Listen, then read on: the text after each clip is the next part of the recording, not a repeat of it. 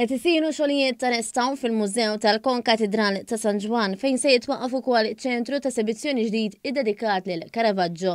Dan se jwassal biex id-diversi kollezzjonijiet li jinstabu fil-Konkatidral jintwirew aħjar u jlaħħaq aħjar mad-domanda ta' viżitaturi.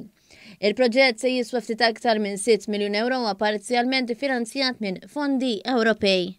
Hawnhekk se jiġu installati lift u apparati effiċjenti fl-enerġija. Dan iċ-ċentru ġdid huwa mistenni li jżid ukoll l-għarfien tal-pubbliku dwar l-artist rinomat permezz ta' dokudrama li se jintwelaq fiċ-ċentru.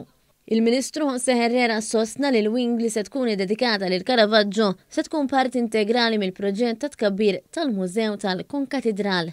Naturalment, parti sostanzjali minn flus għal dan il-wing partikolari kienu EU funds u se jkunu parti importanti u parti integrali importanti tal-proġett li qed nagħmlu ta' tkabbir tal-Mużew tal-Katedral. Is-Segretarju Parlamentari Stefan Zrinġo Pardi qal li dan se jtejjeb ukoll l-esperjenza tat-turist. Se nkomplu insaħħu l-esperjenza li persuna turist illi tkun tista' tara il-ġmiel u dak il-wirt storiku li għandna b'aktar mod sabiħ u biktar esperjenza interattiva. Dan huwa proġett mill-aktar interessanti, proġett li se jattira aktar turisti u li żgur li se jkompli jarrikkixxi il-veru wirt storiku sabiħ li għandna hawnhekk.